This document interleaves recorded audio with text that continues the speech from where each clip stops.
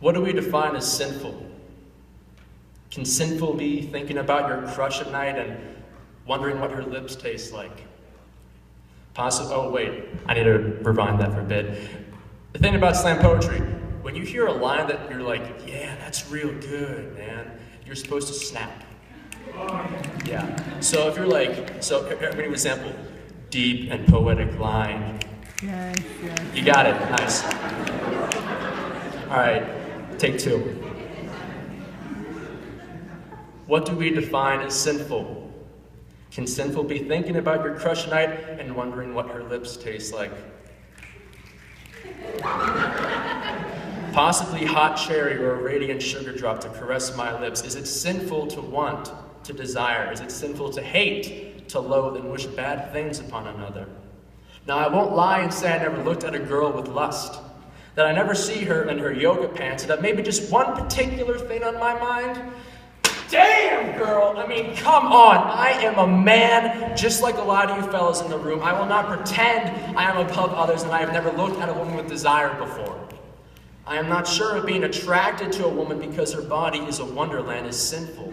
But when your eyes find it a struggle to keep in contact with her eyes, with deep, vivid colors of blues and greens, or explosions of brown stalactites hanging from the caverns of her vision, and you struggle to keep focus there and not on her possibly revealing midriff, I think there is a mix-up in your priorities and duties to your humanity. Because before I came to Chi Alpha, my life had a direction only a hand-me-down GPS could identify. Something along the lines of, we are so lost. Turn left here, turn left here, turn at the next left. Okay, GPS, the next left is a building. Turn left here. Oh well. You have arrived at your destination. So essentially, no direction. I was doing whatever I thought the 18, 19-something-year-old college student was supposed to be doing. Go to classes, drink coffee, wear sweatpants a lot, drink more coffee, go out on the weekends, become addicted to coffee. Go out and try and find a girl to spend the night with. Try and find a girl to sleep with. My mind was in a place that so many kids are in right now, and I use the word kid applicably because I am no more of a child than a testosterone-fueled guys with backwards caps who take pride in pressuring girls to strip at parties because otherwise you're just a prude who doesn't know how to have fun. My head was all about women and who I could call up at 1 in the morning to come over and hang out. When really I could no longer function as a human being and realize that human closeness and connection does not mean finding a significant other and rubbing yourself all over them for self-gratification and a good time. I would go to parties and eye up the competition, see who I could take home tonight, who's wearing the most form-fitting dress that hugs their thighs like a child to his parents' legs who's coming home from school. Which girl is laughing the most at my feeble attempts to make jokes while I myself am currently drunk and stoned beyond belief that the girl I'm talking to is no longer a person or an equal, but a goal, a target. And of course, like all goals, once we achieve them, we just move on to the next aspiring goal we want to strive towards. My parents divorced when I was 3 years old. I remember for my entire life, I would look at my father and think, how? Just how? How could you will yourself to cheat on mom, to cheat your wife, to the person who you vowed to love and cherish and support in sickness and in health, right? And she got sick, didn't she? When the lines between fiction and reality became so blurred, her mental stability became crazed with thoughts of people out to get her. People are trying to make her look like a bad mother, look like a bad wife, look like a lesbian, look like a bad person. People are out to get me, honey. In sickness and in health, you vow. But you were sick too, weren't you, Dad? You were plagued with the terrible disease of being a ladies' man. And you refused to go to treatment for your terrible ailment, and instead relished in the pleasures of late nights at the bar and even later nights with other women. Business trips were none of our business because the business you were conducting was getting busy with other misses before you go back home to your misses. And you would come home and say what? Look her in the eye and tell her you still love her? Who are you fooling? The only person you're fooling is yourself. To think your actions are admissible as long as you come home at some point, as long as you pay the bills. It seems we've redefined what commitment and loyalty mean. As long as they work within our idiosyncrasies and our weaknesses, then we're fine. At least that's what people tell themselves so they can sleep at night. And my father's disease, unfortunately, had been passed down onto me. And come freshman year, did the disease take a toll on me. Until I found a vaccine of sorts. And a girl of all places. Who would have thought the same place I felt sinful would be the same place I could find salvation? It was crazy. I was crazy. I must have been, right? I meet this girl here at college, and a place I came to thinking I had to get with as many women as possible, and yet I didn't want to instantly sleep with this girl. Why? Because I didn't see her as just someone to sleep with, but someone who could give back to me and make me want to be better and do better. And slowly but surely I realized all the wrong that had been sickening my head and how much like my father I had become. I abandoned this disease and devoted myself to this person.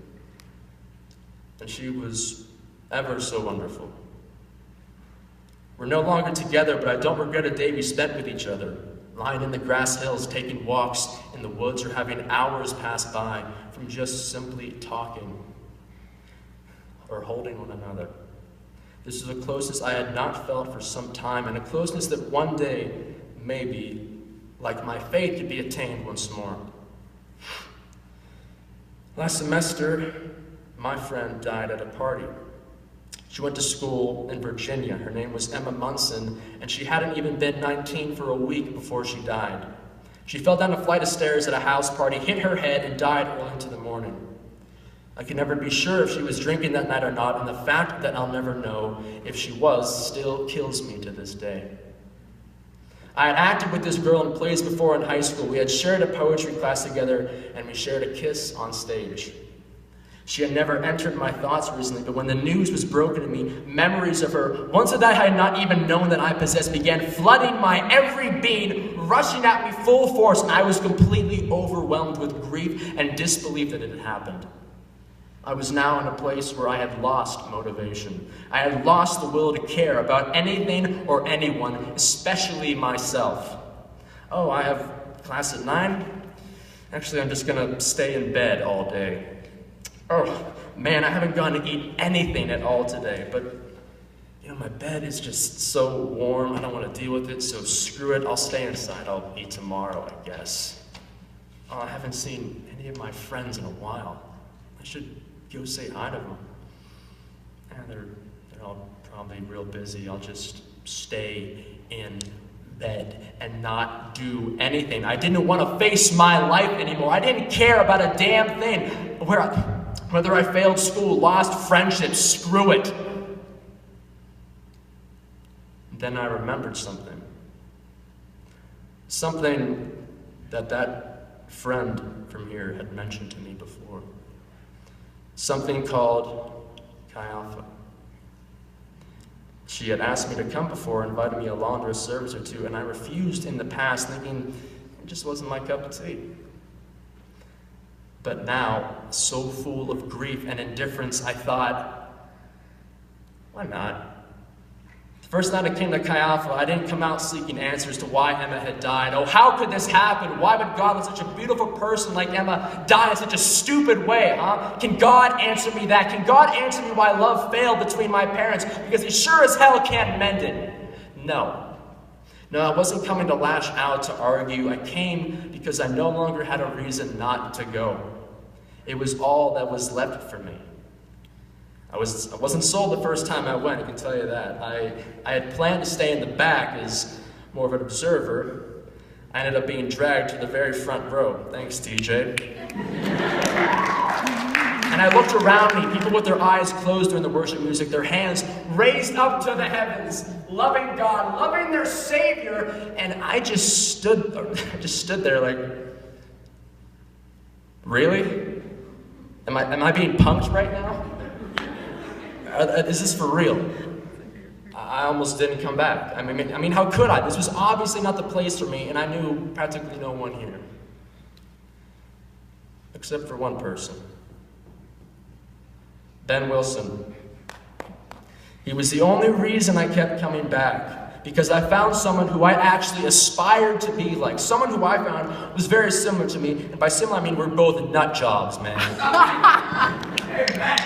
He kept me coming back. We rode out like knights into battle on countless adventures, into dark nights that slowly turned into bright and early mornings.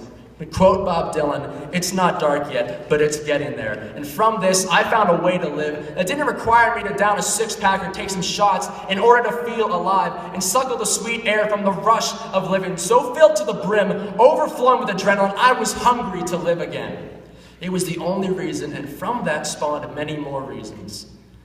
I soon came to meet some absolutely wonderful people in this place. I am proud to call these people my friends.